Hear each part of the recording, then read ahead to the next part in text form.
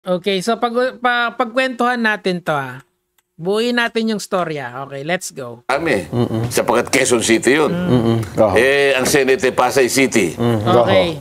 O, sige, okay na sa para lang makita nila tayo reasonable tao. Yun. Ano mangyayari dito? Yung pala ang dahilan nun. Alam Ano mo, yun? grabe, no?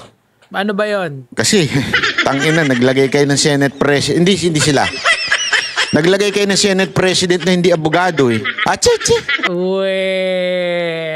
Yung huling Senate President abogado involved sa 30 million na election funds galing sa contractor.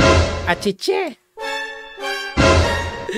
So, nagmamatter ba kung Senate President ay abogado or hindi? Hindi. Kasi maraming senador na hindi naman abogado eh. Ang kailangan dyan, competent at saka mapagkakatiwalaan at hindi masisira yung imahe ng ating Senado. That's the point eh. Kaya inalis si Chis Escudero kasi nga ang daming palpak. Okay?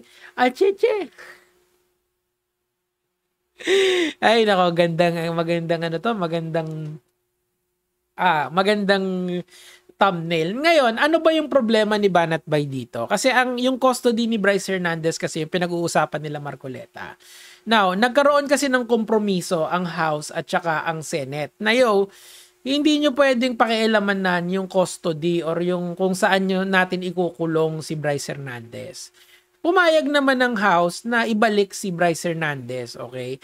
At yung yung minority at majority, nagkasundo sila na kung ayaw ni Bryce dito sa Senate, doon ka sa Pasay City Jail, okay?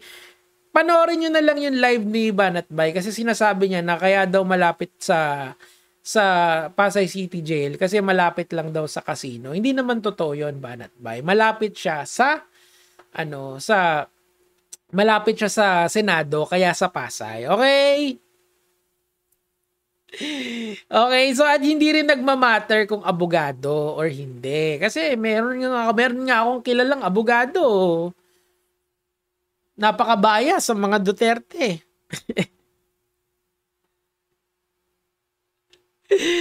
Tuloy lang natin. Napakinggan natin si Banat Bay. Okay.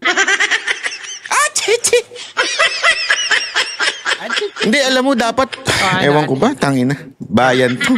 Nakakabuisit na eh. Bakit nakakabuisit? Sige na, tanggap ko na. Okay lang ang senador na hindi abogado, okay lang. Sige, Okay. tanggap na Thank natin you, yan. thank Pwede you. yan kasi may Pero, mga magagaling naman eh. Na senador na hindi abogado. Pero Pero ba parang awa nyo naman yung Senate President, dapat man lang abogado? At saka yung Speaker of the House? si Romualdez is a lawyer. Corporate lawyer siya ng matagal na. Di ba kakaagad doon? Pasok sa qualification eh. Abogado yun. Tingnan nyo. Di ba? Okay. So, ganito. Ang gusto kasing mangyari ng mga DDS ngayon is matanggal si Senate President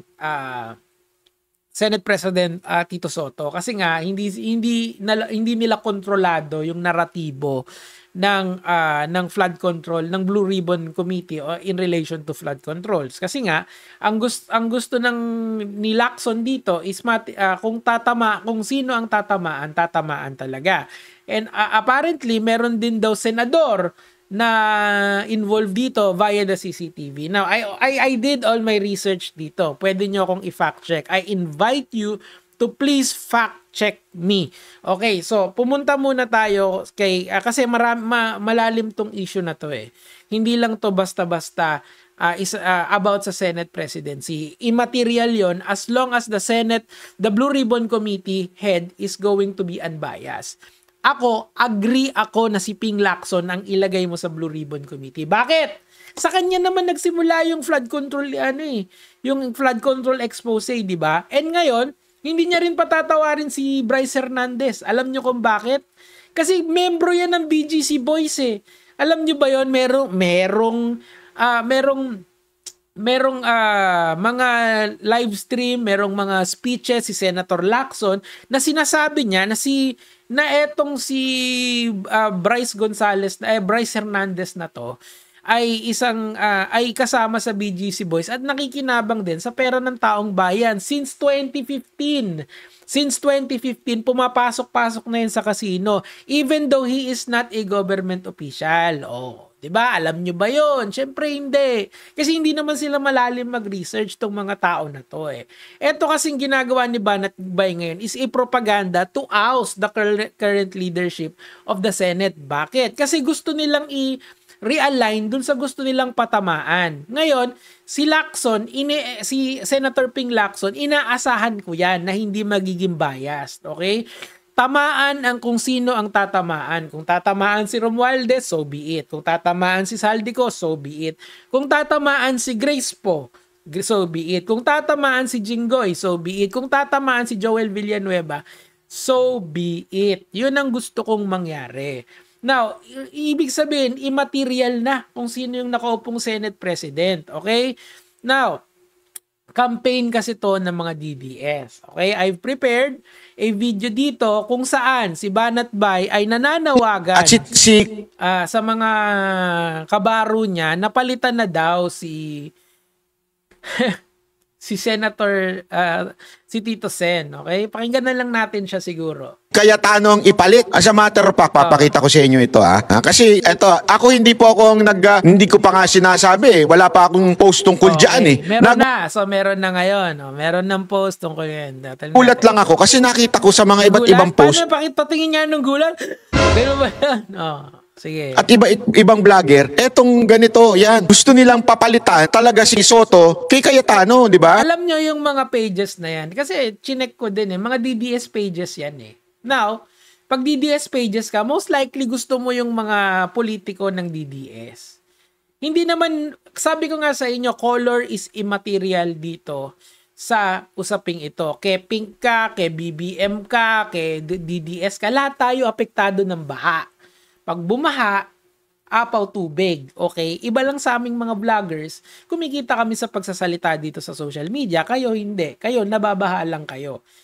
And of course, ako, inaamin ko naman yun, may bias naman talaga ako. Pero pagdating dito sa issue na to, basta yung chairman ay magiging unbiased, okay ako. And Ping Lacson is the perfect person. Bakit? Investigador. Pangalawa, siya yung nagsimula nitong flood control expose na to. At saka hindi niya patatawarin si Bryce Hernandez. Alam niya rin yung kalokohan nun eh.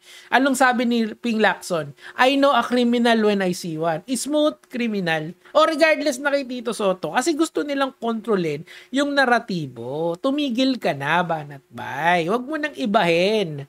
Kunyari pa kayo eh.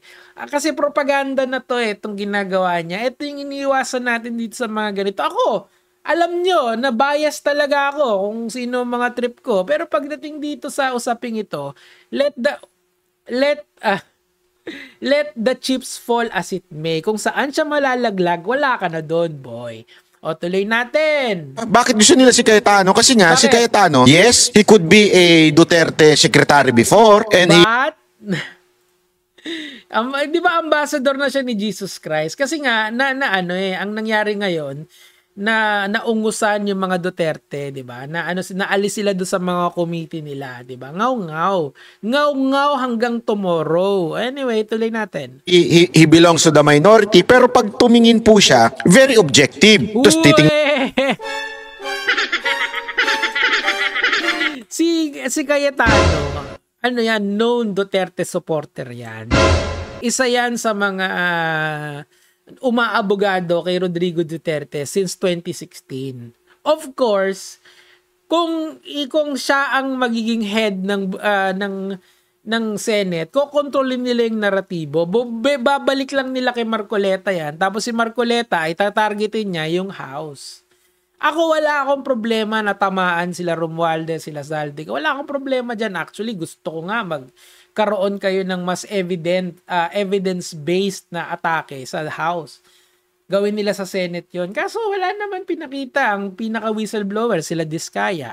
Tapos, hearsay pa. Meaning to say, narinig lang sa iba. Buti yung kabila, may picture. Kayo, meron ba? Wala. O, tuloy. Tingnan nyo ito, pinaboboto nung isang page. Tingnan ninyo ha, Pinaboboton ng isang page. Ano ka ba, Banat Bay? Immaterial yan. Yung mga ganyan. Kasi pwede mo namang malamang yung mga followers yan, mga DDS na. And hindi lang yun.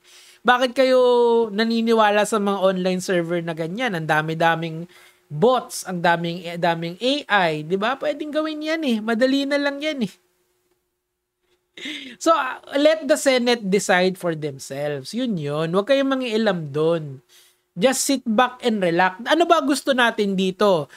Malaman yung totoo through any means necessary o maiupo nyo yung mga tao nyo? Diba? Yung mga boss mo dyan, kung meron man. Tuloy. Kita ko sa inyo yung naging botohan dito. Ito. Kaya na naging botohan. 93,000 na nagsasabing gusto na nila si Cayetano. Dati si Yugi Fujita, yan ba yun? Yan ba yung totoong tao ba yan? Sige, sabi mo eh. Anyway, mga lods, yun lang naman po yung sa akin for today. Gege, mga lods.